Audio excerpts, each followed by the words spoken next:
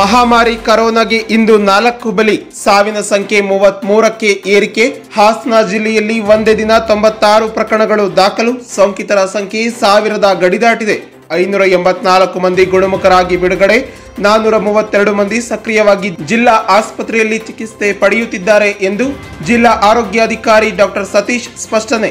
ಇನ್ನೆರಡು ದಿನಗಳಲ್ಲಿ ಯಗಚಿ ಜಲಾಶಯ ಭರ್ತಿ. ಈ ಬಾರಿ ಉತ್ತಮ ಮಳೆಯಾಗಿದ್ದು ರೈತರು ಕೃಷಿ ಚಟುವಟಿಕೆಗಳಲ್ಲಿ ತೊಡಗಿದ್ದಾರೆ. ಆಗಸ್ಟ್ 1ರಿಂದ ಕೆರೆಗಳಿಗೆ ನೀರು ಹರಿಸಲಾಗುವುದು ಎಂದು ಶಾಸಕ ಕೆಎಸ್ ಲಿಂಗೇಶ್ ಭರವಸೆ. ಮತ್ತು ನರೇಗಾ ಯೋಜನೆಯಲ್ಲಿ ದೊಡ್ಡ ಪ್ರಮಾಣದ ಭ್ರಷ್ಟಾಚಾರ. ಅಧಿಕಾರವನ್ನ ದುರುಪಯೋಗ ಮಾಡಿಕೊಂಡು ಸರ್ಕಾರದ ಬೊಕ್ಕಸಕ್ಕೆ ಕನ್ನ ಹಾಕಿದ ಖದೀಮರು ಕೂಡಲೇ ತನಿಖೆಗೆ ಒಳಪಡಿಸುವಂತೆ ಗ್ರಾಮಸ್ಥರ ಆಗ್ರಹ.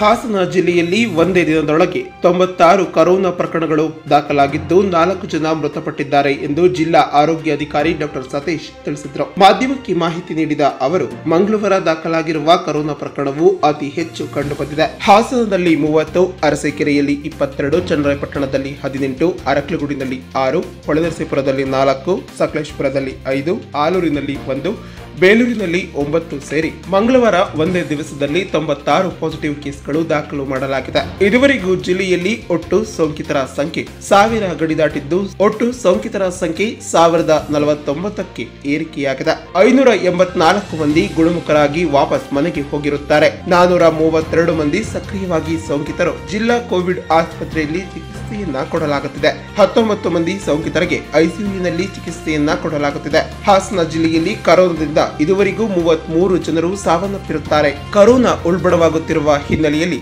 ಯಾರಿಗಾದರೂ ಉಸಿರಾಟದಲ್ಲಿ ತೊಂದರೆ, ಜ್ವರ, ಶೀತ, ನೆಗಡಿ, ಕೆಮ್ಮು ಏನಾದರೂ ಇದ್ದರೆ ಹಿಮ್ಸ್ ಸಾರ್ವಜನಿಕರ ಆಸ್ಪತ್ರೆ ಸೇರಿದಂತೆ ಆರೋಗ್ಯ ಕೇಂದ್ರಕ್ಕೆ ಭೇಟಿ ನೀಡಿ ತಪಾಸಣೆಗೆ ಒಳಪಡಬೇಕು. ಸಾರ್ವಜನಿಕರು ಕಡ್ಡಾಯವಾಗಿ ಸಾಮಾಜಿಕ ಅಂತರವನ್ನ ಕಾಯ್ದುಕೊಳ್ಳುವ ಮೂಲಕ ಮತ್ತು ಉತ್ತಮ ದರ್ಜೆಯ ಮಾಸ್ಕ್ ಅನ್ನು ಧರಿಸಿ ಸ್ಯಾನಿಟೈಸರ್ ಬಳಕೆ ಮಾಡಬೇಕು. ಸಭೆ ಸಮಾರಂಭವನ್ನ ಆದಷ್ಟು ಕಡಿಮೆ ಮಾಡುವ ಮೂಲಕ ಕರೋನಾ ಸೋಂಕನ್ನು ತಡೆಗಟ್ಟುವಲ್ಲಿ ಎಲ್ಲರೂ ಸಹಕರಿಸಬೇಕು ಎಂದು ಡಾಕ್ಟರ್ ಸತೀಶ್ ಮನವಿ ಮಾಡಿದರು.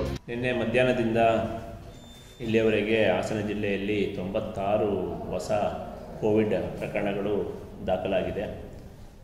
ಇಲ್ಲಿಯವರೆಗೆ 1049 ಪ್ರಕರಣಗಳು ದಾಖಲಾಗಿರುವಂಥದ್ದು. ಇವತ್ತು ಡಿಸ್ಚಾರ್ಜ್ ಅವರು ಸೇರಿ 584 ಡಿಸ್ಚಾರ್ಜಸ್ ಆಗಿದೆ ನಮ್ಮ ಜಿಲ್ಲೆಯಲ್ಲಿ. ಆ್ಯಕ್ಟಿವ್ ಪ್ರಕರಣಗಳಿರುವಂಥದ್ದು 432 ಮತ್ತು ಇವತ್ತು 4 ಜನ ಮೃತಪಟ್ಟಿದ್ದಾರೆ. ಅದರಲ್ಲಿ 29 ವರ್ಷದ ಪುರುಷರು, ಹಾಸನ ತಾಲೂಕಿಗೆ ಸೇರಿದವರು. ಅವರು ಉಸಿರಾಟದ ತೊಂದರೆ ಮತ್ತು ಡಯಾಬಿಟೀಸಿಂದ ಬಳಲ್ತಾ ಇದ್ದರು. ಅವರು ಇವತ್ತು ಚಿಕಿತ್ಸೆ ಫಲಕಾರಿಯಾಗಿದೆ, ಹಿಮ್ಸ್ ಆಸ್ಪತ್ರೆಯಲ್ಲಿ ಹಸುನಗಿದ್ದಾರೆ. ಇನ್ನೊಬ್ಬರು 62 ವರ್ಷದ ಪುರುಷರು, ಅವರು ಹಾರ್ಟ್ ತೊಂದರೆ ಇತ್ತು, ಜೊತೆಗೆ ಡಯಾಬಿಟೀಸ್ ಮತ್ತು ಹೈಪರ್ ಟೆನ್ಷನ್ನಿಂದ ಬಳಲ್ತಾ ಇದ್ದರು, ಕೋವಿಡ್ ಪಾಸಿಟಿವ್ ಇತ್ತು. ಅವರು ಕೂಡ ಹಿಮ್ಸ್ ಆಸ್ಪತ್ರೆಯಲ್ಲಿ ಮೃತಪಟ್ಟಿದ್ದಾರೆ. ಇನ್ನೊಬ್ಬರು 50 ವರ್ಷದ ಪುರುಷರು, ಹಾಸನಕ್ಕೆ ಸೇರಿದವರು, ಅವರು ಕೂಡ ಇವತ್ತು ಡೆತ್ ಆಗಿದೆ. ಜೊತೆಗೆ ಇನ್ನೊಬ್ಬರು ಚನ್ನರಾಯಪಟ್ಟಣಕ್ಕೆ ಸೇರಿದವರು 34 ವರ್ಷದ ಪುರುಷರು, ಅವರು ಇವತ್ತು ಡೆತ್ ಆಗಿರುವಂಥದ್ದು. ಜೊತೆಗೆ ಇಲ್ಲಿವರೆಗೆ ಮೃತಪಟ್ಟಿರೋರ ಸಂಖ್ಯೆ 33 ಆಗಿದೆ. ಜೊತೆಗೆ ICUನಲ್ಲಿ 19 ಜನ ಚಿಕಿತ್ಸೆ ಪಡೀತಾ ಇದ್ದಾರೆ. ತಾಲೂಕುವಾರು ಆಲೂರಲ್ಲಿ 1 ಪ್ರಕರಣ, ಅರಕಲಗೂಡಲ್ಲಿ 6 ಪ್ರಕರಣ, ಅರಸೀಕೆರೆಯಲ್ಲಿ 22 ಪ್ರಕರಣ, ಬೇಲೂರಲ್ಲಿ 9, ಚನ್ನರಾಯಪಟ್ಟಣದಲ್ಲಿ 18, ಹಾಸನದಲ್ಲಿ 30, ಹೊಳೆನರಸೀಪುರದಲ್ಲಿ 4, ಸಕಲೇಶಪುರದಲ್ಲಿ 5 ಪ್ರಕರಣ, ಒಟ್ಟು 96 ಪ್ರಕರಣ ಜಿಲ್ಲೆಯಲ್ಲಿ ದಾಖಲಾಗಿರುತ್ತದೆ. ಜಿಲ್ಲಾಡಳಿತದಿಂದ ಸಾರ್ವಜನಿಕರಲ್ಲಿ ಮನವಿ ಏನಂದರೆ, ಏನು ILI ಮತ್ತು ಸಾರಿ ಸಿಂಪ್ಟಮ್ಸ್ ಅಂದರೆ ಇನ್ಫ್ಲೂಯೆನ್ಸಲ್ ಲೈಕ್ ಸಿಂಪ್ಟಮ್ಸ್ ಇದ್ದರೆ, ಜ್ವರ, ನೆಗಡಿ, ಕೆಮ್ಮು, ಉಸಿರಾಟದ ತೊಂದರೆ, ಗಂಟಲು ನೋವು, ಈ ಥರದ್ದು ಯಾರಾದರೂ ಬಳಲ್ತಾ ಇದ್ದರೆ ತಕ್ಷಣ ನಮ್ಮ ಸಮುದಾಯ ಆರೋಗ್ಯ ಕೇಂದ್ರ ಆಗಿರ್ಬೋದು ಅಥವಾ ಸಾರ್ವಜನಿಕ ಆಸ್ಪತ್ರೆ, ಪ್ರಾಥಮಿಕ ಆರೋಗ್ಯ ಕೇಂದ್ರ, ಹಿಮ್ಸ್ ಆಸ್ಪತ್ರೆ ಇಲ್ಲಿಗೆ ಬಂದು ಚೆಕ್ ಮಾಡಿಸ್ಕೋಬೇಕು. ಮತ್ತು ಅಕ್ಕಪಕ್ಕದವರು ಕೂಡ ಈ ಥರದ್ದು ಯಾವ್ದಾದ್ರು ವ್ಯಕ್ತಿಗಳು ಜ್ವರದಿಂದ ಬಳಲ್ತಾ ಇದ್ದರು, ಉಸಿರಾಟದ ತೊಂದರೆಯಿಂದ ಬಳಲ್ತಾ ಇದ್ದರೆ ಅಂಥವ್ರನ್ನ ತಕ್ಷಣ ಆಸ್ಪತ್ರೆಗೆ ಕಳಿಸುವಂಥ ಕೆಲಸಗಳು ಆಗಬೇಕು. ಜೊತೆಗೆ ನಮ್ಮ ಇಲಾಖೆ ಯಾವುದೇ ಸಿಬ್ಬಂದಿಗೆ ತಾವು ಮಾಹಿತಿ ಕೊಟ್ಟರೆ ನಾವು ತಕ್ಷಣ ಅಥವಾ ನಮ್ಮ ಸಹಾಯವಾಣಿಗೆ ಕಾಂಟ್ಯಾಕ್ಟ್ ಮಾಡಿದ ತಕ್ಷಣ ಅವ್ರಿಗೆ ನಾವು ಚಿಕಿತ್ಸೆ ಕೊಡುವಂಥದ್ದು ಮತ್ತು ತಪಾಸಣೆ ಮಾಡುವಂಥದ್ದನ್ನು ನಮ್ಮ ಇಲಾಖೆ ಮಾಡ್ತದೆ. ಜೊತೆಗೆ ಹೊರಗಡೆ ಬಂದಂಥ ಸಂದರ್ಭದಲ್ಲಿ ಸಾರ್ವಜನಿಕರು ಮಾಸ್ಕ್ನ ಧರಿಸಬೇಕು ಮತ್ತು ಸಭಾ ಸಮಾರಂಭಗಳನ್ನು ಆದಷ್ಟು ಅವಾಯ್ಡ್ ಮಾಡಬೇಕು ಮತ್ತು ಅನ್ನೆಸೆಸರಿಯಾಗಿ ಹೊರಗಡೆ ಓಡಾಡುವಂಥದ್ದನ್ನು ಕಡಿಮೆ ಮಾಡಬೇಕು, ಸಾರ್ವಜನಿಕ ಅಂತರವನ್ನು ಕಾಪಾಡಬೇಕು ಅಂತ ಸಾರ್ವಜನಿಕರಲ್ಲಿ ಇಲಾಖೆಯ ವತಿಯಿಂದ ಮನವಿಯನ್ನು ಕೂಡ ಮಾಡ್ತಾ ಇದ್ದಾರೆ. Srinivas, Hassan, just news.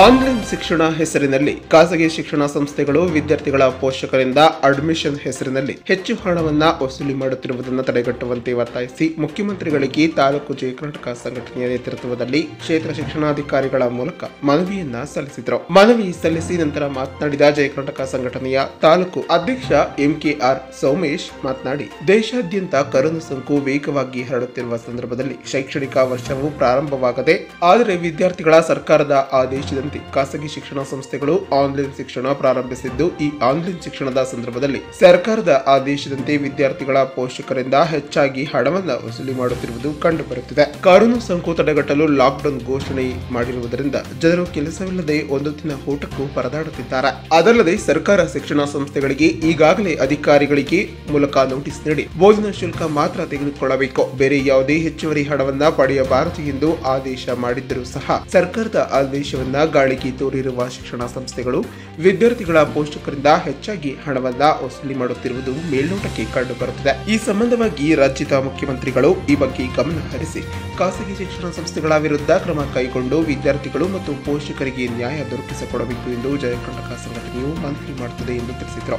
ಮನವಿಯನ್ನ ಸ್ವೀಕರಿಸಿ ಮಾತನಾಡಿದ ಕ್ಷೇತ್ರ ಶಿಕ್ಷಣಾಧಿಕಾರಿ ಲೋಕೇಶ್, ರಾಜ್ಯ ಸರ್ಕಾರದ ಆದೇಶದಂತೆ ಯಾವುದೇ ಶಾಲೆ ತೆರೆಯದಂತೆ ಈಗಾಗಲೇ ಕ್ರಮವನ್ನ ಕೈಗೊಳ್ಳಲಾಗಿದೆ ಮತ್ತು ಆನ್ಲೈನ್ ಶಿಕ್ಷಣ ಪ್ರಾರಂಭಿಸಿದಲ್ಲಿ ವಿದ್ಯಾರ್ಥಿಗಳಿಂದ ಶುಲ್ಕ ಪಡೆಯುವಂತಿಲ್ಲ ಎಂದು ಎಲ್ಲಾ ಖಾಸಗಿ ಶಿಕ್ಷಣ ಸಂಸ್ಥೆಗಳಿಗೆ ತಿಳಿಸಲಾಗಿದೆ. ಹಾಗೂ ಯಾವುದೇ ಶಾಲೆಗಳಾದರೂ ಸರಿ ಶುಲ್ಕ ಪಡೆದಿರುವುದು ಕಂಡು ಬಂದಲ್ಲಿ ಮತ್ತು ಪೋಷಕರು ಯಾರಾದರೂ ದೂರು ಕೊಟ್ಟಲ್ಲಿ ಅಂತಹ ವಿದ್ಯಾಸಂಸ್ಥೆಯ ವಿರುದ್ಧ ಸರ್ಕಾರದ ಆದೇಶದಂತೆ ಕ್ರಮ ಕೈಗೊಳ್ಳಲಾಗುವುದು ಎಂದು ಸೂಚನೆಯನ್ನ ನೀಡಿದರು ಮತ್ತು ಮನವಿ ಪತ್ರವನ್ನ ಮುಖ್ಯಮಂತ್ರಿಗಳಿಗೆ ಕಳಿಸಿಕೊಡಲಾಗುವುದು ಎಂದು ತಿಳಿಸಿದರು.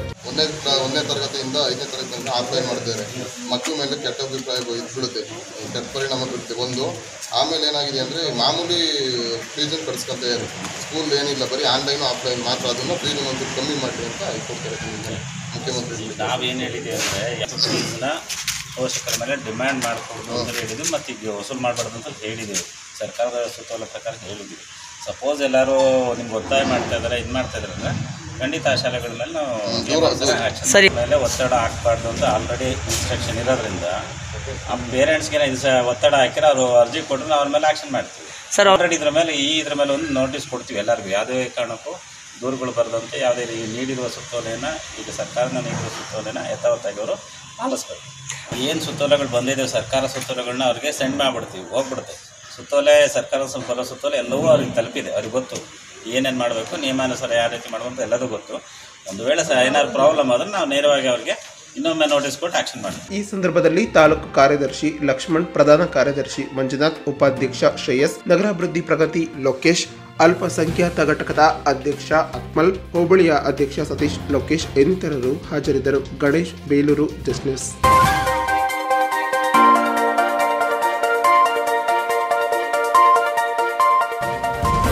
ಬೇಲೂರು ಪಟ್ಟಣದ ಪುರಸಭೆ ವ್ಯಾಪ್ತಿಯಲ್ಲಿ ಕೋವಿಡ್ ಸಂಖ್ಯೆ ಹೆಚ್ಚಾಗುತ್ತಿರುವುದರಿಂದ 6 ಕಡೆ ಕಂಟೈನ್ಮೆಂಟ್ ಝೋನ್ ತೆರೆಯಲಾಗಿದೆ ಎಂದು ಪುರಸಭೆಯ ಮುಖ್ಯ ಅಧಿಕಾರಿ ಮಂಜುನಾಥ್ ತಿಳಿಸಿದರು. ಬೇಲೂರು ಪಟ್ಟಣದ ಪುರಸಭೆಯ ವ್ಯಾಪ್ತಿಯ 6ನೇ ವಾರ್ಡ್ನಲ್ಲಿ ಹಳೆಯ ಬೀದಿಯಲ್ಲಿ ಒಬ್ಬರಿಗೆ ಕರೋನಾ ಪಾಸಿಟಿವ್ ಕಂಡುಬಂದ ಹಿನ್ನೆಲೆಯಲ್ಲಿ ಹಳೆಯ ಬೀದಿಯ ರಸ್ತೆಯನ್ನ ಪುರಸಭೆಯ ಸಿಬ್ಬಂದಿಗಳು ಸೀಲ್ ಡೌನ್ ಮಾಡಿದ್ರು. ಈ ಸಂದರ್ಭದಲ್ಲಿ ಮಾತನಾಡಿದ ಮುಖ್ಯ ಅಧಿಕಾರಿ ಮಂಜುನಾಥ್, ತಾಲೂಕಿನಲ್ಲಿ ಇತ್ತೀಚೆಗೆ ಕೋವಿಡ್ ಸೋಂಕು ಹೆಚ್ಚಾಗಿ ಕಂಡುಬರುತ್ತಿದ್ದು, ಅದಕ್ಕಾಗಿ ಪುರಸಭೆಯ ವ್ಯಾಪ್ತಿಯ ಸುಮಾರು 6 ಕಡೆ ಕಂಟೈನ್ಮೆಂಟ್ ಝೋನ್ ತೆರೆಯಲಾಗಿದೆ. ಅವರ ಜೊತೆ ಸಂಪರ್ಕದಲ್ಲಿ ದವರ ಮೇಲೆ ಪ್ರತಿನಿತ್ಯ ಅವರ ಚಲನವಲನಗಳನ್ನ ಗಮನಿಸಲು ಕರೋನಾ ಜಾಗೃತಿ ದಳವನ್ನ ನಿರ್ಮಿಸಿದ್ದು, ಪ್ರತಿನಿತ್ಯ ತಮ್ಮ ಸಿಬ್ಬಂದಿಗಳು ಅವರ ಬಗ್ಗೆ ಗಮನವನ್ನ ಹರಿಸುತ್ತಿದ್ದಾರೆ.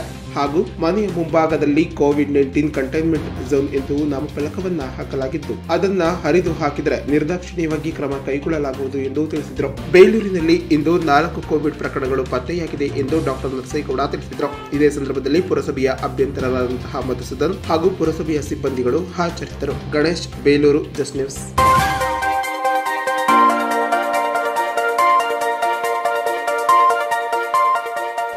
ಹೊಳನರಸೀಪುರ ತಾಲೂಕಿನ ಕೃಷ್ಣಪುರ ಗ್ರಾಮದಲ್ಲಿ ಜಮೀನಿನಲ್ಲಿ ಕೆಲಸಕ್ಕೆ ತೆರಳಿದ್ದ ರೈತ ಸಣ್ಣೇಗೌಡ ಹಾವು ಕಡಿದು ಮೃತಪಟ್ಟಿರುತ್ತಾರೆ. ಗ್ರಾಮದ ಹೊರವಲಯದಲ್ಲಿ ಜಮೀನು ಕೆಲಸಕ್ಕೆಂದು ಸೋಮವಾರ ಮುಂಜಾನೆ ತೆರಳಿದ ಅವರು 10 ಗಂಟೆಯಾದರೂ ತಿಂಡಿಗೆ ಬಾರದೆ ಇದ್ದಾಗ ಮೃತರ ಪತ್ನಿ ತಿಂಡಿ ಕೊಡಲು ಜಮೀನಿಗೆ ಹೋದಾಗ ಆ ಸಂದರ್ಭದಲ್ಲಿ ದುರಂತ ತಿಳಿದು ಬಂದಿದೆ. ಸಾವಿಗೆ ಕಾರಣ ತಿಳಿಯಲು ಹುಡುಕಾಡಿದಾಗ ಕಾಲಿನ ಹೆಬ್ಬೆರಳಿಗೆ ರಕ್ತಸ್ರಾವದಿಂದಾಗಿದ್ದು ಕಂಡುಬಂದು ಹಾವು ಕಡಿದಿರಬಹುದು ಎಂದು ತಿಳಿದು ಬಂದಿದೆ. ಹೊಳನರಸೀಪುರ ಗ್ರಾಮಾಂತರ ಠಾಣೆಯಲ್ಲಿ ಪ್ರಕರಣವನ್ನು ದಾಖಲಿಸಲಾಗಿದೆ. ಹೊಳನರಸೀಪುರ ರವಿಕುಮಾರ್, ಜಸ್ಟ್ ನ್ಯೂಸ್.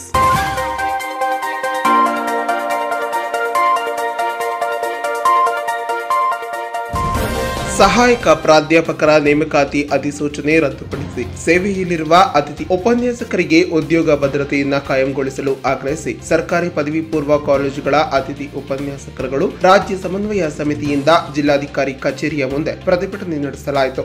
ರಾಜ್ಯದ 412 ಸರ್ಕಾರಿ ಪ್ರಥಮ ದರ್ಜೆ ಕಾಲೇಜುಗಳಲ್ಲಿ 14,564 ಅತಿಥಿ ಉಪನ್ಯಾಸಕರು ಕನಿಷ್ಠ ವೇತನವನ್ನ ಪಡೆದು ಅನೇಕ ವರ್ಷಗಳಿಂದ ಸೇವೆಯನ್ನ ಸಲ್ಲಿಸುತ್ತಾ ಬಂದಿದ್ದಾರೆ. ಕೋವಿಡ್-19 ಸಂಕಷ್ಟದ ಸಮಯದಲ್ಲೂ ಈ ದಿನಗಳಲ್ಲೂ 4 ತಿಂಗಳಿಂದ ವೇತನವಿಲ್ಲದೆ ತೀವ್ರ ಸಂಕಷ್ಟವನ್ನ ಎದುರಿಸುತ್ತಿದ್ದಾರೆ. ಈ ಮಧ್ಯ ಗಾಯದ ಮೇಲೆ ಬರೆ ಎಳೆದಂತೆ ಕಾಲೇಜ್ ಶಿಕ್ಷಣ ಇಲಾಖೆ ಹೊಸದಾಗಿ ಸಹಾಯಕ ಪ್ರಾಧ್ಯಾಪಕರ ನೇಮಕಾತಿಗೆ 2020 ಜುಲೈ 7ರಂದು ಅಧಿಕೃತ ಗೆಜೆಟೆಡ್ ನೋಟಿಫಿಕೇಶನ್ ಅನ್ನ ಹೊರಡಿಸಿದೆ. ಇದರಿಂದಾಗಿ 2,400ಕ್ಕೂ ಹೆಚ್ಚು ಅತಿಥಿ ಉಪನ್ಯಾಸಕರು ಕೆಲಸವನ್ನ ಕಳೆದುಕೊಳ್ಳುವ ಆತಂಕದಲ್ಲಿದ್ದಾರೆ. ಪ್ರಸಕ್ತ ನೇಮಕಾತಿಯ ಅಧಿಸೂಚನೆಯ ಸಂಬಂಧಿಸಿದಂತೆ ಇಲಾಖೆಯ ಆಕ್ಷೇಪಣೆ ಮತ್ತು ಸಲಹೆಗಳನ್ನ ಸಲ್ಲಿಸುವಂತೆ ಹೇಳಲಾಗಿದೆ. ಸಲಹೆ ಆಕ್ಷೇಪಣೆ ಸಲ್ಲಿಸಿದರೂ ಸಹ ಯಾವುದೇ ಇಲಾಖೆ ಪರಿಗಣಿಸುತ್ತಿಲ್ಲ. ಈ ಬಗ್ಗೆ ನಿಯಮಾನುಸಾರವಾಗಿ ಆಕ್ಷೇಪಣೆ ಮತ್ತು ಸಲಹೆಗಳನ್ನ ವಿವರಣೆಯನ್ನ ಸಹ ಇಲಾಖೆಗೆ ನೀಡಿರುವುದಿಲ್ಲ. ಇದು ನಮ್ಮೆಲ್ಲರನ್ನ ಆತಂಕಕ್ಕೆ ಈಡು ಮಾಡಿದೆ ಎಂದು ಆತಂಕ ವ್ಯಕ್ತಪಡಿಸಿದರು. ಈ ಹಿಂದೆ ವೃತ್ತಿ ಶಿಕ್ಷಣ ಕಾಲೇಜುಗಳಲ್ಲಿ ಕಾರ್ಯನಿರ್ವಹಿಸುತ್ತಿದ್ದಂತಹ ವೃತ್ತಿ ಶಿಕ್ಷಣ ಅತಿಥಿ ಉಪನ್ಯಾಸಕರನ್ನ ಕಾಯಂಗೊಳಿಸಲು ಸಂಪುಟ ಸಮಿತಿಯಲ್ಲಿ ಮಹತ್ವದ ತೀರ್ಮಾನ ಕೈಗೊಂಡು ನ್ಯಾಯವನ್ನ ಒದಗಿಸಿಕೊಟ್ಟಿದ್ದಾರೆ. ಈಗಾಗಲೇ ದೆಹಲಿ, ಹರಿಯಾಣ, ಪಶ್ಚಿಮ ಬಂಗಾಳ, ಇತರೆ ರಾಜ್ಯಗಳಲ್ಲಿ ಸೇವೆ ಸಲ್ಲಿಸಿರುವಂತಹ ಅತಿಥಿ ಉಪನ್ಯಾಸಕರುಗಳಿಗೆ ಉದ್ಯೋಗ ಭದ್ರತೆ, ವೇತನ ಹೆಚ್ಚಳ ಮತ್ತು ಕಾಯಂ ಮಾಡುವ ನಿರ್ಧಾರವನ್ನ ಮಾಡಲಾಗಿದೆ.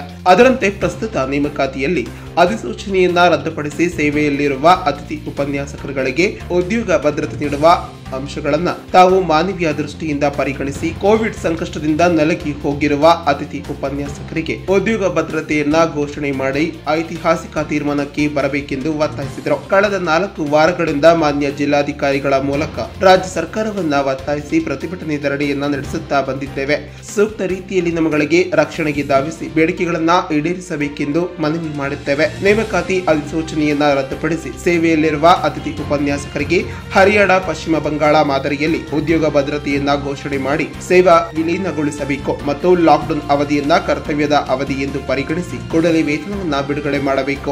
ಆತ್ಮಹತ್ಯೆ ಮಾಡಿಕೊಂಡ ಅತಿಥಿ ಉಪನ್ಯಾಸಕರನ್ನ ನೊಂದ ಕುಟುಂಬಗಳಿಗೆ 10 ಲಕ್ಷ ರೂಪಾಯಿ ಪರಿಹಾರ ಧನವನ್ನ ನೀಡಬೇಕು ಎಂದು ಜಿಲ್ಲಾಡಳಿತಕ್ಕೆ ಮನವಿ ಮಾಡಲಾಯಿತು. ಇನ್ನು ಅತಿಥಿ ಉಪನ್ಯಾಸಕರೆಲ್ಲ ಬಂದು ಮುಷ್ಕರ ಮಾಡ್ತಾ ಇದ್ದಾರೆ. ಇದರಲ್ಲಿ ನಾನು ಕಾನೂನು ಸಲಹೆಗಾರಿಯಾಗಿ ಕೆಲಸ ಮಾಡ್ತಾ ಇದ್ದೀನಿ. ಇವತ್ತು ರಾಷ್ಟ್ರ ಮಟ್ಟದಲ್ಲಿ ಅತಿಥಿ ಉಪನ್ಯಾಸಕರನ್ನ ಬಹಳ ಕೆಟ್ಟದಾಗಿ ನಡೆಸ್ಕೊಳ್ಳುವಂತ ಪರಿಸ್ಥಿತಿ ಬರ್ತಾ ಇದೆ. ಕಾರಣ ಅಂತ ಹೇಳಿದ್ರೆ ಈ ಕೊರೋನಾ ಬಂದಿದ್ರಿಂದ ಅತಿಥಿ ಉಪನ್ಯಾಸಕರ ಒಂದು ಉಪನ್ಯಾಸನ ಮಕ್ಕಳಿಗೆ ತಲುಪಿಸಕ್ಕೆ ಆಗಿಲ್ಲ. ಅದ್ರ ಜೊತೆಗೆ ಅತಿಥಿ ಉಪನ್ಯಾಸಕರಿಗೆ ಏನು ಸಂಬಳವನ್ನು ಕೊಡಬೇಕಾಗಿತ್ತು ಅದು ಕೊಟ್ಟಿಲ್ಲ.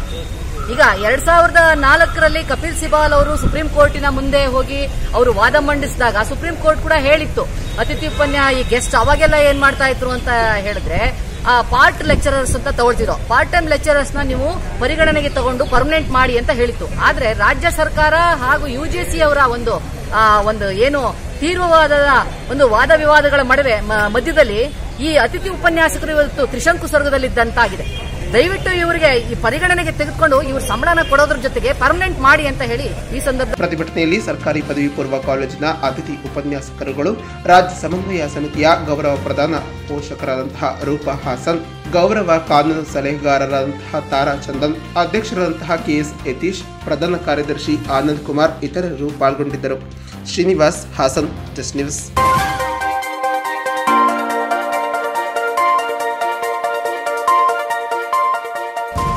ಅರಸೀಕೆರೆ ಕರ್ನಾಟಕ ರಾಜ್ಯ ರೈತ ಸಂಘ ಹಾಗೂ ಹಸಿರು ಸೇನೆ ವತಿಯಿಂದ ನಗರದ PP ವೃತ್ತದಲ್ಲಿ 40ನೇ ರೈತ ಹುತಾತ್ಮ ದಿನವನ್ನ ಆಚರಿಸಲಾಯಿತು. ರೈತ ಸಂಘದ ತಾಲೂಕು ಅಧ್ಯಕ್ಷ ನಾಗರಾಜ್ ಅವರು ಪುಷ್ಪಾರ್ಚನೆಯ ಮೂಲಕ ಕಾರ್ಯಕ್ರಮವನ್ನ ಉದ್ಘಾಟಿಸಿದರು. ರಾಜ್ಯ ಸಂಘದ ಮುಖಂಡ ಪ್ರಸನ್ನಕುಮಾರ್ ಮಾತನಾಡಿ, ಪ್ರೊಫೆಸರ್ ನಂಜುಂಡಸ್ವಾಮಿಯವರು ಹಾಕಿಕೊಟ್ಟ ಹೋರಾಟದ ಹಾದಿಯಲ್ಲಿ ರೈತ ಸಂಘವು ರೈತ ಪರವಾದಂತಹ ಹೋರಾಟವನ್ನ ಮಾಡುತ್ತಾ ರೈತರಿಗೆ ಸಾಮಾಜಿಕ ನ್ಯಾಯವನ್ನ ಒದಗಿಸುತ್ತಾ ಯಾವುದೇ ಸರ್ಕಾರಗಳು ಆಡಳಿತಕ್ಕೆ ಬಂದರೂ ವಿರೋಧ ನೀತಿಯನ್ನ ಅನುಸರಿಸುತ್ತಿದ್ದೇವೆ. ನೂರಾರು ರೈತರು ಹುತಾತ್ಮರಾದಂತಹ ಈ ದಿನವನ್ನ ನಾವು ರೈತ ಹುತಾತ್ಮದ ದಿನವೆಂದು ಆಚರಿಸುತ್ತಿದ್ದೇವೆ ಎಂದು ತಿಳಿಸಿದರು. ಈ ಸಂದರ್ಭದಲ್ಲಿ ಸೈನಿಕ ಪರಮೇಶ್ ಅವರನ್ನ ಸನ್ಮಾನಿಸಲಾಯಿತು. ಕಾರ್ಯಕ್ರಮದಲ್ಲಿ ಪ್ರಧಾನ ಕಾರ್ಯದರ್ಶಿ ಶಿವಲಿಂಗಪ್ಪ, ಅಣ್ಣನಾಯಕನಹಳ್ಳಿ ಶಿವಲಿಂಗಪ್ಪ, ರಮೇಶ್, ಮಂಜು ಮುಂತಾದವರು ಹಾಜರಿದ್ದರು. ಮುಹಿದ್ದೀನ್ ಪಾಷಾ, ಅರಸೀಕೆರೆ, ಜಸ್ಟ್ ನ್ಯೂಸ್.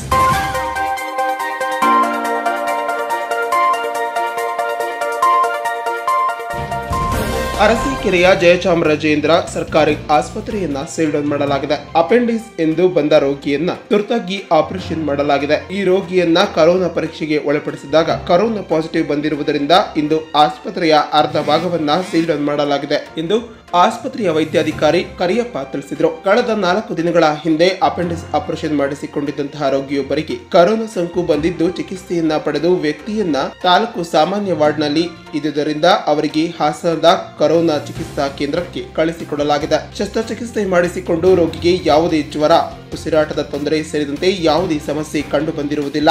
ಆದರೂ ಎಲ್ಲರಿಗೂ ಕರೋನಾ ಪರೀಕ್ಷೆ ಮಾಡಿಸಿರುವುದರಿಂದ ಈ ವ್ಯಕ್ತಿಗೆ ಪಾಸಿಟಿವ್ ಕಂಡು ಬಂದಿರುವುದರಿಂದ ಆಸ್ಪತ್ರೆಯನ್ನ ಸೀಲ್ ಡೌನ್ ಮಾಡಲಾಗಿದೆ ಎಂದು ತಿಳಿಸಿದರು. ಉಳಿದಂತೆ ಆಸ್ಪತ್ರೆಯಲ್ಲಿ ತುರ್ತು ಎಮರ್ಜೆನ್ಸಿ ವಾರ್ಡ್ ತೆರೆಯಲಾಗಿದೆ. ಒಪಿಡಿ ಕೂಡ ಕಾರ್ಯನಿರ್ವಹಿಸಲಾಗುತ್ತಿದ್ದು ಜನಸಾಮಾನ್ಯರಿಗೆ ಸಣ್ಣ ಪುಟ್ಟ ಕಾಯಿಲೆಗಳಿಗೆ ಚಿಕಿತ್ಸೆಯನ್ನ ಮುಂದುವರೆಸಲಾಗಿದೆ. ಆದರೆ ರೋಗಿಗಳಿಗೆ ಮತ್ತು ಅವಶ್ಯಕತೆ ಇದ್ದವರಿಗೆ ಮಾತ್ರ ಆಸ್ಪತ್ರೆಗೆ ಬರಬಹುದು. ಸದ್ಯಕ್ಕೆ 72 ಗಂಟೆಗಳ ಕಾಲ ಸೀಲ್ ಡೌನ್ ಮಾಡಲಾಗಿದೆ. ಅಲ್ಲದೆ ದಿನಕ್ಕೆ 2 ಸಾರಿ ಸ್ಯಾನಿಟೈಸರ್ ಅನ್ನ ಮಾಡಲಾಗುತ್ತಿದ್ದು ಸಣ್ಣ ಪುಟ್ಟ ಚಿಕಿತ್ಸೆ ಇಲ್ಲಿ ನೋಡಲಾಗುತ್ತದೆ.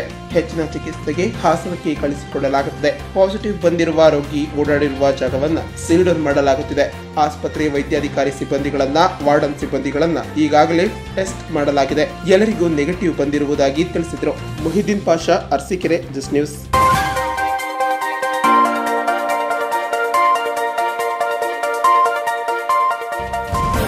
ರೈತ ವಿರೋಧಿ ಸರ್ಕಾರ ಮಾಡುತ್ತಿರುವ ಭೂ ಸುಧಾರಣೆಯ ಕಾಯ್ದೆ ತಿದ್ದುಪಡಿ ಕ್ರಮವನ್ನು ವಿರೋಧಿಸಿ ಭಾರತೀಯ ಕಿಸಾನ್ ಸಂಘ ಜುಲೈ 27ರಂದು ಪ್ರತಿನಿತ್ಯ ಎಲ್ಲಾ ತಾಲೂಕು ಕಚೇರಿಯ ಮುಂದೆ ಸರ್ಕಾರದ ಗೆಜೆಟೆಡ್ ಪ್ರತಿಯನ್ನ ಸುಡುವುದರ ಮೂಲಕ ಪ್ರತಿಭಟನೆ ನಡೆಸಲು ನಿರ್ಧರಿಸುವುದಾಗಿ ಭಾರತೀಯ ಕಿಸಾನ್ ಸಂಘವು ಜಿಲ್ಲಾಧ್ಯಕ್ಷ ಎಚ್ ಕಾಳೇಗೌಡ ಎಚ್ಚರಿಸಿದರು. ಸುದ್ದಿಗೋಷ್ಠಿಯಲ್ಲಿ ಮಾತನಾಡಿದ ಅವರು, ರಾಜ್ಯ ಸರ್ಕಾರ ಭೂ ಸುಧಾರಣೆ ಕಾಯ್ದೆ 1961, 79A, ಬಿ ಸೆಕ್ಷನ್ 63A, 80 ಇತ್ಯಾದಿ ಕಲಂಗಳಿಗೆ ಪೂರ್ವಾನ್ವಯವಾಗುವ ತಿದ್ದುಪಡಿಯನ್ನು ತಂದು ರಾಜ್ಯದ ಕೃಷಿಕರನ್ನ ಬೀದಿ ಪಾಲು ಮಾಡುವ ಉದ್ದೇಶದಿಂದ ಉಳ್ಳವರಿಗೆ ಕೃಷಿ ಜಮೀನನ್ನ ಖರೀದಿಸಿ ರಿಯಲ್ ಎಸ್ಟೇಟ್ ದಂಧೆಗಳಿಗೆ ಮತ್ತು ತಮ್ಮಿಚ್ಛೆಗೆ ತಕ್ಕಂತೆ ಬಳಸುವ ಅಧಿಕಾರ ನೀಡಿದೆ. ಈ ಕ್ರಮದಿಂದ ಕೈಗಾರಿಕೆ ಅಭಿವೃದ್ಧಿಯಾಗುತ್ತಿದೆ ಎಂಬುವ ಪೊಳ್ಳು ಸಮರ್ಥನೆಯಿಂದ ಸರ್ಕಾರ ನಡೆಯುತ್ತಿದೆ. ಕೃಷಿಯೇತರರು ಕೃಷಿಯಲ್ಲಿ ತೊಡಗಿ ಕೃಷಿ ಉತ್ಪಾದನೆಯೂ ಜಾಸ್ತಿಯಾಗುತ್ತದೆ ಹಾಗೂ ಜಾಸ್ತಿ ಮಾಡಲು ಈ ತಿದ್ದುಪಡಿಯನ್ನ ಮಾಡಲಾಗಿದೆ ಎಂಬುವ ವಾದವನ್ನ ಮಂಡಿಸಲಾಗುತ್ತದೆ. ಆದರೆ ಸರ್ಕಾರ ನಿಜವಾಗಲೂ ರೈತರಿಗೆ ಅನ್ಯಾಯ ಮಾಡುತ್ತಿದ್ದು ಕೈಗಾರಿಕೆಗಳ ಬಗ್ಗೆ ಕಾಳಜಿ ಇದ್ದಿದ್ದರೆ ಕೈಗಾರಿಕೆ ಅಭಿವೃದ್ಧಿ ಮಂಡಳಿಯ ಮುಖಾಂತರವಾಗಿ ಈಗಾಗಲೇ ರೈತರಿಂದ ವಶಪಡಿಸಿಕೊಂಡಿರುವ 12,000 ಎಕರೆಗಿಂತಲೂ ಹೆಚ್ಚು ಅಭಿವೃದ್ಧಿಪಡಿಸದೆ ಮತ್ತು 36,000 ಎಕರೆಗಿಂತಲೂ ಹೆಚ್ಚು ಅಭಿವೃದ್ಧಿಪಡಿಸದೆ ಇರುವ ಜಮೀನಿನ ಕೈಗಾರಿಕೆಗೆ ಕೊಡಬಹುದಾಗಿತ್ತು. ಹೀಗೆ ಈ ತಿದ್ದುಪಡಿಯಿಂದ ರೈತರಿಗೆ ಹಲವು ಅನಾನುಕೂಲವಾಗುತ್ತಿದ್ದು ಈ ಹಿನ್ನೆಲೆಯಲ್ಲಿ ಈ ತಿದ್ದುಪಡಿಯನ್ನ ಹಿಂಪಡೆಯುವಂತೆ ಆಗ್ರಹಿಸಿ ರಾಜ್ಯಪಾಲರು, ಪ್ರಧಾನಮಂತ್ರಿಗಳು, ರಾಷ್ಟ್ರಪತಿಗಳಿಗೆ ಮನವಿಯನ್ನ ಸಲ್ಲಿಸಲು ಎಲ್ಲಾ ಗ್ರಾಮ ಸಮಿತಿ, ತಾಲೂಕು ಸಮಿತಿ, ಜಿಲ್ಲಾ ಸಮಿತಿಗಳಿಗೆ ಕರೆ ನೀಡಿರುವುದಾಗಿ ತಿಳಿಸಿದರು. ಮುಂದಾದರೂ ರೈತರ ಬೆಳೆಗೆ ವಿಮೆಯನ್ನ ಕೊಡಬೇಕು. ನೀರಾವರಿ ಇಲಾಖೆ ನೀಡಿರುವ ಕಾಮಗಾರಿಗಳಿಗೆ ಪರಿಹಾರ ನೀಡದೆ 16 ವರ್ಷಗಳು ಕಳೆದಿದ್ದು ಕೂಡಲೇ ನೆರವನ್ನ ಕೊಡಬೇಕು. ಕಂದಾಯ ಇಲಾಖೆಯಲ್ಲಿ ಪಿತ್ರಾರ್ಜಿತ ಜಮೀನನ್ನ ಅಣ್ಣ ತಮ್ಮಂದಿರು ಪಡೆಯಲು ಬಂದರೆ ಹಣವನ್ನ ಹೆಚ್ಚು ಖರ್ಚು ಮಾಡಬೇಕಾಗಿದ್ದು ಮೊದಲು ಖರ್ಚು ಬಗ್ಗೆ ನೋಟಿಸ್ ಬೋರ್ಡ್ನಲ್ಲಿ ಪ್ರಕಟ ಮಾಡಬೇಕು ಎಂದು ತಿಳಿಸಿದರು. ಸುದ್ದಿಗೋಷ್ಠಿಯಲ್ಲಿ ಭಾರತೀಯ ಕಿಸಾನ್ ಸಂಘದ ಉಪಾಧ್ಯಕ್ಷ ಎಚ್.ಎನ್. ಕುಮಾರಸ್ವಾಮಿ, ಕಾರ್ಯದರ್ಶಿ ವೈ.ಎಂ. ರಾಜು, ಕೋಶಾಧ್ಯಕ್ಷ ನಂಜೇಶ್ ಚಿಕ್ಕೇಗೌಡ ಇತರರು ಹಾಜರಿದ್ದರು. Srinivas, Hassan, just news.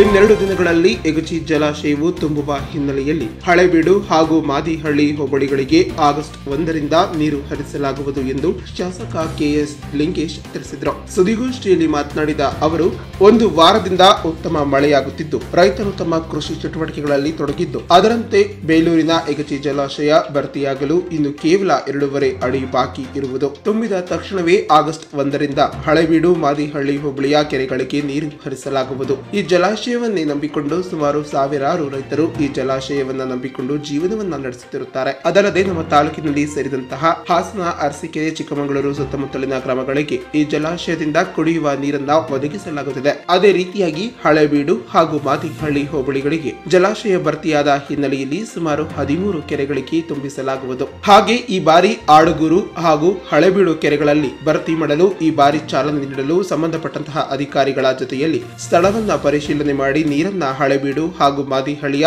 ಏತ ನೀರಾವರಿಯಿಂದ ಈ ಭಾಗದಲ್ಲಿ ಎಲ್ಲಾ ಕೆರೆಗಳಿಗೂ ತುಂಬಿಸಲಿದ್ದೇವೆ ಎಂದು ತಿಳಿಸಿದರು. ತಾಲೂಕಿನ ಕೋವಿಡ್ ಪ್ರಕರಣಗಳು ದಿನದಿಂದ ದಿನಕ್ಕೆ ಹೆಚ್ಚಾಗುತ್ತಿರುವುದರಿಂದ ಸಾಮಾಜಿಕ ಅಂತರದ ಸಮಯ ಪಾಲನೆ ಮಾಡಬೇಕು. ಅಲ್ಲದೆ 25ರವರೆಗೂ ಸ್ವಯಂ ಘೋಷಿತವಾಗಿ ವರ್ತಕರು ಬಂದ್ ಮಾಡುವುದನ್ನ ಸ್ವಾಗತಿಸಿದ್ದೇವೆ. ಬೇಲೂರು ಸರ್ಕಾರಿ ಆಸ್ಪತ್ರೆಯ ಕೋವಿಡ್ ಸೆಂಟರ್ ಅನ್ನ ತೆರೆಯಲಿದ್ದು ಕರೋನಾ ಸೋಂಕಿತರನ್ನ ಪ್ರಾಥಮಿಕ ಹಂತದಲ್ಲಿ ಚಿಕಿತ್ಸೆಯನ್ನ ನೀಡಲು ತಾಲೂಕಿಗೆ ಕೋವಿಡ್ ಸೆಂಟರ್ ತೆರೆಯಲು ಇನ್ನೆರಡು ದಿನಗಳಲ್ಲಿ ಕಾರ್ಯಾರಂಭವಾಗಲಿದೆ ಎಂದು ತಿಳಿಸಿದರು. ಡಾಕ್ಟರ್ ನರಸೇಗೌಡ ಮಾತನಾಡಿ, ಇನ್ನು ಮುಂದೆ ಕರೋನಾ ಪಾಸಿಟಿವ್ ಕಂಡು ಬಂದವರು ಹೋಮ್ ಕ್ವಾರಂಟೈನ್ ಮಾಡಲಾಗುವುದು.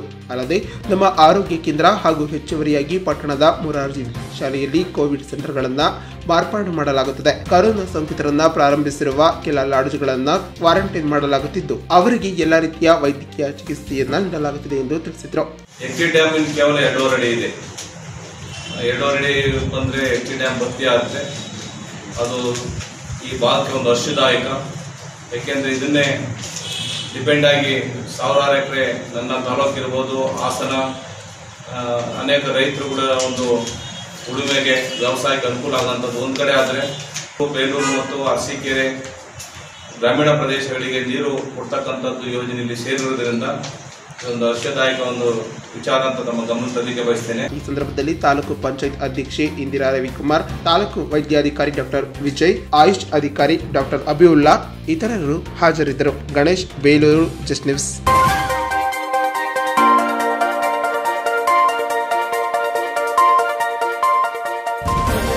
ಶಾಸಕ ಎಚ್ ಕೆ ಕುಮಾರಸ್ವಾಮಿ ಅವರ ಅಧ್ಯಕ್ಷತೆಯಲ್ಲಿ ಇಂದು ತಾಲೂಕು ಕಚೇರಿಯ ಸಭಾಂಗಣದಲ್ಲಿ ತಾಲೂಕು ಕೋವಿಡ್ ಪ್ರಗತಿ ಪರಿಶೀಲನಾ ಸಭೆಯನ್ನ ನಡೆಸಲಾಯಿತು. ಶಾಸಕರು ಇಂದಿನ ಸಭೆಯಲ್ಲಿ ಕರೋನಾ ನಿರ್ಮೂಲನೆ ಮತ್ತು ತಡೆಗಟ್ಟುವ ಬಗ್ಗೆ ಅಧಿಕಾರಿಗಳ ಜೊತೆ ಚರ್ಚೆ ನಡೆಸಲಾಯಿತು. ಜಿಲ್ಲೆಯಲ್ಲಿ ಕರೋನಾ ಪಾಸಿಟಿವ್ ಸಂಖ್ಯೆ ದಿನಕ್ಕೆ ಹೆಚ್ಚಾಗುತ್ತಿರುವುದರಿಂದ ಇದಕ್ಕೆ ಸರ್ಕಾರದ ನಡವಳಿಕೆಯನ್ನ ನೇರ ಕಾರಣವಾಗಿದ್ದು, ರಾಜ್ಯದಲ್ಲಿ ಕರೋನಾ ಸೋಂಕಿತರಿಗೆ ಸರಿಯಾದ ಚಿಕಿತ್ಸೆ ಸಿಗದೆ ಪರದಾಡುವ ಪರಿಸ್ಥಿತಿ ಎದುರಾಗಿದೆ.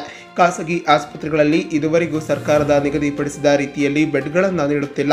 ಆದರೆ ಅವರ ಮೇಲೂ ಸಹ ಯಾವುದೇ ಕ್ರಮವನ್ನ ಕೈಗೊಂಡಿಲ್ಲ. ಕರೋನಾ ಸೋಂಕು ತಡೆಯುವಲ್ಲಿ ಸರ್ಕಾರ ಸಂಪೂರ್ಣವಾಗಿ ವಿಫಲವಾಗಿದೆ ಎಂದು ಅಸಮಾಧಾನವನ್ನ ವ್ಯಕ್ತಪಡಿಸಿದರು. ಕಳೆದ 3-4 ದಿನಗಳ ಹಿಂದೆ ತಾಲೂಕಿನಲ್ಲಿ ಸೋಪಿನಹಳ್ಳಿಯ ಗ್ರಾಮದ ದಲಿತ ಯುವಕನ ಕೊಲೆ ನಡೆದಿದ್ದು, ದುಷ್ಕೃತ್ಯ ಇಂತಹ ಘಟನೆಗಳು ನಡೆಯಬಾರದಾಗಿತ್ತು. ಕೊಲೆಯಾದ ಯುವಕನ ಕುಟುಂಬಕ್ಕೆ ಸರ್ಕಾರದಿಂದ 4,20,000 ರೂಪಾಯಿಗಳನ್ನ ಆರ್ಟಿಜಿಎಸ್ ಮಾಡಿದ್ದು, ಇನ್ನುಳಿದ ಹಣವನ್ನ ಮುಂದಿನ ದಿನಗಳಲ್ಲಿ ನೀಡಲಾಗುವುದು. ಘಟನೆಗೆ ಸಂಬಂಧಿಸಿದಂತೆ ಕೊಲೆ ಆರೋಪಿಯನ್ನ ಬಂಧಿಸಿದ್ದು, ಕಾನೂನು ರೀತಿಯ ಕ್ರಮವನ್ನ ಕೈಗೊಳ್ಳಲಾಗಿದೆ. ಮುಂದಿನ ದಿನಗಳಲ್ಲಿ ಇಂತಹ ಘಟನೆಗಳು ಆಗದಂತೆ ಅಧಿಕಾರಿಗಳು ಎಚ್ಚರಿಕೆಯನ್ನ ವಹಿಸಬೇಕಾಗಿದೆ. ಸೋಪಿನಹಳ್ಳಿಯ ಗ್ರಾಮಕ್ಕೆ ಭೇಟಿ ನೀಡಿ 2 ಕುಟುಂಬಗಳಿಗೆ ಸಾಂತ್ವನ ಹೇಳುವ ಕಾರ್ಯಕ್ರಮವನ್ನ ಹಮ್ಮಿಕೊಳ್ಳಲಾಗುತ್ತದೆ. ಆದರೆ ಕೊಲೆ ಆರೋಪಿ ಕರೋನಾ ಪಾಸಿಟಿವ್ ಇರುವುದರಿಂದ ಭೇಟಿ ಕೊಡಲು ಸಾಧ್ಯವಾಗಿಲ್ಲ. ಮುಂದಿನ ದಿನಗಳಲ್ಲಿ ಗ್ರಾಮಕ್ಕೆ ಭೇಟಿ ನೀಡಿ ಸಾಂತ್ವನ ಹೇಳುವುದಾಗಿ ತಿಳಿಸಿರುವುದಲ್ಲದೆ, ಜನಸಾಮಾನ್ಯರು ಸಮಾಧಾನದಿಂದ ವರ್ತಿಸಬೇಕು. ಯಾವುದೇ ಅಹಿತಕರ ಘಟನೆಗೆ ಎಡೆಮಾಡಿಕೊಡಬಾರದು. ಆಲೂರು ಪಟ್ಟಣದಲ್ಲಿ ಹಲವಾರು ಅಂಗಡಿ ಮುಂಗಟ್ಟುಗಳ ಮುಂದೆ ಇನ್ನೂ ಮಾಸ್ಕ್ ಅನ್ನು ಧರಿಸುತ್ತಿಲ್ಲ. ಇಂತಹವರ ವಿರುದ್ಧ ಕ್ರಮವನ್ನ ಕೈಗೊಂಡು ಲಾಕ್ಡೌನ್ ಇನ್ನೂ ಹೆಚ್ಚು ಬಿಗಿಗೊಳಿಸಬೇಕು ಎಂದು ಸಂಬಂಧಪಟ್ಟಂತಹ ಅಧಿಕಾರಿಗಳಿಗೆ ಸೂಚನೆಯನ್ನ ನೀಡಿದರು. ಇತ್ತೀಚೆಗೆ ಕೋವಿಡ್ ಸೋಂಕಿತರ ಸಂಖ್ಯೆ ಹೆಚ್ಚಾಗ್ತಿರ್ತಕ್ಕಂಥದ್ದನ್ನು ಗಮನಿಸಿ ಪುನಃ ಇವತ್ತು ತಹಶೀಲ್ದಾರ್, ನಾವು ಮತ್ತು ನಮ್ಮೆಲ್ಲ ತಾಲೂಕಿನ ಅಧಿಕಾರಿಗಳು ಇದರ ನಿರ್ಮೂಲನೆ ಬಗ್ಗೆ ಮತ್ತು ತಡೆಗಟ್ಟೋದ್ರ ಬಗ್ಗೆ ಇವತ್ತು ಚರ್ಚೆಯನ್ನು ಮಾಡಿದ್ವಿ. ಮೊದಲು ಸರ್ಕಾರ ಹೊರ ರಾಜ್ಯದವರನ್ನ ರಾಜ್ಯಕ್ಕೆ ಕಳಿಸಿದಾಗ, ಜಿಲ್ಲೆಗೆ ಕಳಿಸಿದಾಗ ತಾನಾಗಿ ಸಂಖ್ಯೆ ಹೆಚ್ಚಾಗಿತ್ತು. ಅದಕ್ಕೆ ಮುಂಚೆ ನಮ್ಮ ಜಿಲ್ಲೆ, ಅದರಲ್ಲೂ ಕೂಡ ನಮ್ಮ ಆಲೂರು ತಾಲೂಕು, ಸಕಲೇಶಪುರ ತಾಲೂಕು ಕೊರೋನಾ ಮುಕ್ತ ಆಗಿತ್ತು ಎಂಬಂಥ ಹೆಮ್ಮೆ ನಮಗಿತ್ತು. ಅದೇ ಥರ ನಮ್ಮ ಅಧಿಕಾರಿಗಳು ಕೂಡ, ನಾಗರಿಕರು, ಸಂಘ ಸಂಸ್ಥೆಗಳು ಕೆಲಸ ಮಾಡಿದರು. ಆದರೆ ಈಗ ಮತ್ತೊಮ್ಮೆ ಬೆಂಗಳೂರಿನಿಂದ ಬಿಟ್ಟ ನಂತರ, ಸರ್ಕಾರ 2ನೇ ಸಾರಿ ಕಳಿಸಿದ ನಂತರ ಪುನಃ ಆಲೂರು ಮತ್ತು ಸಕಲೇಶಪುರದಲ್ಲಿ ಪ್ರಕರಣಗಳು ಹೆಚ್ಚಾಗಿವೆ. ನಮ್ಮ ಆಲೂರಿನಲ್ಲಿ 43 ಪ್ರಕರಣಗಳು ಈಗಾಗಲೇ ಪತ್ತೆಯಾಗಿದೆ. ಸಕಲೇಶಪುರದಲ್ಲಿ ಸುಮಾರು 35 ಪ್ರಕರಣಗಳು ಪತ್ತೆಯಾಗಿದೆ. ಇವುಗಳು ಬೆಂಗಳೂರಿನಿಂದ ಬಂದಿರೋರಿಂದ ಇನ್ಫೆಕ್ಷನ್ನಿಂದ ಆಗಿದೆ ಅಂತಕ್ಕಂಥದ್ದು ಮೇಲ್ನೋಟಕ್ಕೆ ಗೊತ್ತಾಗಿದೆ. ಸರ್ಕಾರ ಬಹುಶಃ ಈ ನಿಟ್ಟಿನಲ್ಲಿ ಇವತ್ತೇನು ಲಾಕ್ಡೌನನ್ನು ಘೋಷಣೆ ಮಾಡಿದೆ, ಲಾಕ್ಡೌನನ್ನು ಇನ್ನೂ ಕೂಡ ಬಿಗಿ ಮಾಡಬೇಕು, ಸಾಧ್ಯವಾದಷ್ಟು ಮುಂದುವರಿಸ್ತಕ್ಕಂಥ ಕೆಲಸವನ್ನು ಕೂಡ ಮಾಡಬೇಕು. ಈಗ ಶನಿವಾರ ಮಾಮೂಲಿ ರಜೆ ಇರೋದ್ರಿಂದ ಶನಿವಾರ ಕೂಡ ಪೂರ್ತಿ ಲಾಕ್ಡೌನನ್ನು ಘೋಷಣೆ ಮಾಡುವಂಥ ಕೆಲಸವನ್ನು ಮಾಡಬೇಕು. ಆಮೇಲೆ ಇವತ್ತೇನು ಕೆಲವೆಲ್ಲ ಘಟನೆಗಳು ಆಗ್ತಾ ಇದ್ದಾವೆ. ಇವತ್ತು ಆಸ್ಪತ್ರೆಗಳು ಸಿಗ್ತಾ ಇಲ್ಲ, ಬೆಡ್ಗಳು ಸಿಗ್ತಾ ಇಲ್ಲ, ಮತ್ತೊಂದು ಮ್ಯಾನೇಜ್ಮೆಂಟ್ನವರು ಸಹಕರಿಸ್ತಿಲ್ಲ. ಇದ್ರ ಬಗ್ಗೆ ಸರ್ಕಾರ ಬರೀ ಎಚ್ಚರಿಕೆ ಕೊಡ್ತಿರೋದು ಬಿಟ್ಟರೆ ಈವರೆಗೂ ಕೂಡ ಏನೂ ಕೂಡ ಅವರ ಮೇಲೆ ವಿರುದ್ಧ ಕ್ರಮ ಕೈಗೊಂಡಿಲ್ಲ. ಇವತ್ತು ರೋಗಿಗಳ ಸ್ಥಿತಿ ಹೇಳ್ತಿರೋದಾಗಿದೆ. ಸರ್ಕಾರ ಈ ವಿಷಯದಲ್ಲಿ ವಿಫಲ ಆಗಿದೆ. ಸರ್ಕಾರವೇ ಮಂತ್ರಿಗಳೇ ಹೇಳ್ತಿದ್ದಾರೆ ನಮ್ಮ ಕೈನಲ್ಲಿ ಆಗಲ್ಲ, ದೇವರೇ ಕಾಪಾಡಬೇಕು ನಮ್ಮನ್ನು ಅಂತಕ್ಕಂಥ ಅಸಹಾಯಕತೆ ಮಾತು ಸರ್ಕಾರದ ಕಾರ್ಯದ ವೈಖರಿಗೆ ಹಿಡಿದಂಥ ಕೈಗನ್ನಡಿಯಾಗಿದೆ. ಈ ನಿಟ್ಟಿನಲ್ಲಿ ಇವತ್ತು ಹಾಸನ ಜಿಲ್ಲೆ ಕೂಡ ಇನ್ನೂ ಕೂಡ ನಾವು ಕೊರೋನಾ ಸಂಖ್ಯೆ ಕಡಿಮೆ ಮಾಡೋದಕ್ಕೆ ಇವತ್ತೇನು ಜಿಲ್ಲಾಡಳಿತ ಪ್ರಾಮಾಣಿಕ ಪ್ರಯತ್ನ ಮಾಡ್ತಿದೆ. ಆದರೂ ಇನ್ನೂ ಕೂಡ ಹೆಚ್ಚು ಪ್ರಯತ್ನಗಳು ಆಗಬೇಕು ಮತ್ತು ಮಾರ್ಗದರ್ಶನಗಳನ್ನು ನಾವು ಮುಂದುವರಿಸಬೇಕಾಗಿದೆ. ಈಗ ಎಷ್ಟೋ ಜನ ನಮ್ಮ ಆಲೂರು ಟೌನ್ನಲ್ಲಿ ಅಂಗಡಿ ಮುಂದೆ ಯಾರೂ ಕೂಡ ಮಾಸ್ಕ್ ಹಾಕಲ್ಲ, ಎಲ್ಲರೂ ಕೂಡ ಹಾಗೇ ತಿರುಗ್ತಿದ್ದಾರೆ. ಪೊಲೀಸ್ನವರು ಇನ್ನೂ ಕೂಡ ಬಿಗಿ ಬಂದೋಬಸ್ತ್ ಮಾಡಬೇಕು, ಫೈನ್ ಹಾಕಬೇಕು, ಅವರಿಗೆ ಎಚ್ಚರಿಕೆ ಕೊಡಬೇಕು, ಅಂತರ ಕಾಪಾಡೋ ಥರ ಇರಬೇಕು. ಈ ರೀತಿಯ ಮೆಷರ್ಸ್ನ ಮಾಡದೇ ಇದ್ದರೆ ನಾವೇ ನಮಗೆ ತೊಂದರೆ ಮಾಡ್ಕೊಂಡಾಗುತ್ತೆ. ಅದರಿಂದ ಸಭೆಯಲ್ಲಿ ತಾಲೂಕು ತಹಶೀಲ್ದಾರ್ ಶಿರಂತಾಜ್, ತಾಲೂಕು ಪಂಚಾಯತ್ ಕಾರ್ಯನಿರ್ವಹಣಾಧಿಕಾರಿ ಸತೀಶ್, ಆರೋಗ್ಯಾಧಿಕಾರಿ ಡಾಕ್ಟರ್ ತಿಮ್ಮಯ್ಯ, ಪಟ್ಟಣ ಪಂಚಾಯತ್ ಅಧಿಕಾರಿ ಎಚ್.ಟಿ. ಕೃಷ್ಣಮೂರ್ತಿ, ತಾಲೂಕು ಪಂಚಾಯತ್ ಸದಸ್ಯ ನಟರಾಜ್ ನಕ್ಲಗೂಡು ಹಾಗೂ ಇತರರು ಉಪಸ್ಥಿತರಿದ್ದರು. Kumaraswamy, Alur, just news.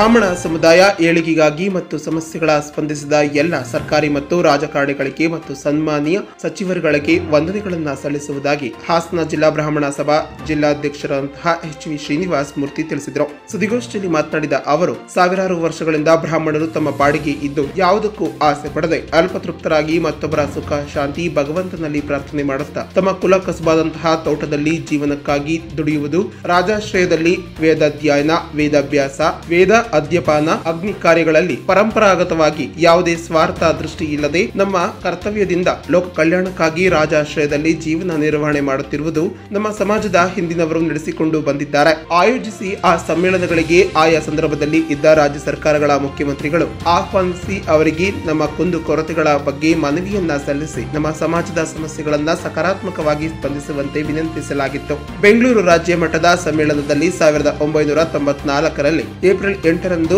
9ನೇ ಮತ್ತು 6ನೇ ಸಮ್ಮೇಳನದಲ್ಲಿ ಸಮಾಜದ ದುರ್ಬಲರಾದಂತಹ ವಿಧಿವಿಯರು ಮತ್ತು ವಿದ್ಯಾರ್ಥಿಗಳಿಗೆ ಹಾಗೂ ಓರಿಯರಿಗೆ ಸಹಾಯ ಮಾಡಲು ಸ್ಥಾಪಿಸಿದಂತಹ ಕೇಂದ್ರದ ನಿಧಿಗೆ ಮುಖ್ಯಮಂತ್ರಿಗಳಾಗಿದ್ದಂತಹ ವೀರಪ್ಪ ಮೊಯ್ಲಿ ಸರ್ಕಾರದ ವತಿಯಿಂದ 5 ಲಕ್ಷ ರೂಪಾಯಿ ಧನ ಸಹಾಯವನ್ನ ನೀಡಿರುತ್ತಾರೆ. ಆರ್ಥಿಕವಾಗಿ ಹಿಂದುಳಿದ ಬ್ರಾಹ್ಮಣ ಸಮಾಜದವರಿಗೆ ಮತ್ತು ವಸತಿ ಗೃಹದ ನಿರ್ಮಾಣಕ್ಕಾಗಿ ಒಂದು ನಿವೇಶನವನ್ನ ಮಂಜೂರು ಮಾಡಲು ಮನವಿಯನ್ನ ಮಾಡಲಾಗಿತ್ತು. ಅಂದಿನ ಮುಖ್ಯಮಂತ್ರಿಗಳಾಗಿದ್ದಂತಹ ಧರ್ಮಸಿಂಗ್ ಅವರು ಪರಿಶೀಲಿಸಿದಾಗ ಆಶ್ವಾಸನೆಯನ್ನ ನೀಡಿದರು. ಅದನ್ನ ಮುಂದುವರೆಸಿಕೊಂಡು ಬಂದಂತಹ ಸನ್ಮಾನ್ಯ ಮುಖ್ಯಮಂತ್ರಿ ಎಚ್.ಡಿ. ಕುಮಾರಸ್ವಾಮಿಯವರು ಪದ್ಮನಾಭನಗರದಲ್ಲಿ ಒಂದು ನಿವೇಶನವನ್ನ ಮಂಜೂರು ಮಾಡಿದ್ರು. 2019ರ ಚುನಾವಣೆ ನಡೆದ ಸರ್ಕಾರದಲ್ಲಿ ಸನ್ಮಾನ್ಯ ಬಿ.ಎಸ್. ಯಡಿಯೂರಪ್ಪನವರು ಮುಖ್ಯಮಂತ್ರಿಗಳಾಗಿ ಅಧಿಕಾರವನ್ನ ಸ್ವೀಕರಿಸಿದ ಸಂದರ್ಭದಲ್ಲಿ ಉಡುಪಿ ಜಿಲ್ಲೆಯ ಕುಂದಾಪುರದಲ್ಲಿ ನಡೆದ ರಾಜ್ಯ ಮಟ್ಟದ 10ನೇ ಸಮ್ಮೇಳನದಲ್ಲಿ ಹಾಸನ ಜಿಲ್ಲೆಯವರಾದಂತಹ ಶ್ರೀ ಚಿದಾನಂದ ಮೂರ್ತಿಯವರನ್ನ ಬ್ರಾಹ್ಮಣ ಅಭಿವೃದ್ಧಿ ಮಂಡಳಿಯ ನಿಯೋಜಿಸಿರುತ್ತಾರೆ. ಶ್ರೀ ಚಿದಾನಂದ ಮೂರ್ತಿಯವರನ್ನ ಅಧಿಕಾರ ಸ್ವೀಕರಿಸಿದ ನಂತರ ಬ್ರಾಹ್ಮಣ ಸಮಾಜದಲ್ಲಿ ಆರ್ಥಿಕವಾಗಿ ಹಿಂದುಳಿದ ಸಮಾಜದ ಬಾಂಧವರಿಗೆ ಶಿಕ್ಷಣ, ಉದ್ಯೋಗ, ಸ್ವಯಂ ಉದ್ಯೋಗ ಹಾಗೂ ಇತರೆ ಸೌಲಭ್ಯಗಳನ್ನು ಪಡೆಯಲು ಮತ್ತು ಕೇಂದ್ರ ಸರ್ಕಾರವು ಆರ್ಥಿಕವಾಗಿ ಹಿಂದುಳಿದ ಶಿಕ್ಷಣ ಹಾಗೂ ಉದ್ಯೋಗಗಳಿಗೆ ಶೇಕಡಾ 10ರಷ್ಟು ಮೀಸಲಾತಿಯನ್ನ ಕೊಡುವಂತೆ, ಅದರ ಅಡಿಯಲ್ಲಿ ಅನುಕೂಲವಾಗುವಂತೆ ಜಾತಿ ಹಾಗೂ ಆದಾಯ ಪ್ರಮಾಣ ಪತ್ರವನ್ನು ನೀಡಲು ಸರ್ಕಾರಿ ಆದೇಶವನ್ನು ನೀಡಬೇಕು ಎಂದು ಮನವಿಯನ್ನ ಸಲ್ಲಿಸಿದ ಮೇರೆಗೆ ಸನ್ಮಾನ್ಯ ಮುಖ್ಯಮಂತ್ರಿಗಳು ಯಡಿಯೂರಪ್ಪನವರು ಹಾಗೂ ಕಂದಾಯ ಸಚಿವರಾದಂತಹ ಶ್ರೀ ಅಶೋಕ್ ಅವರು ಸರ್ಕಾರದ ವತಿಯಿಂದ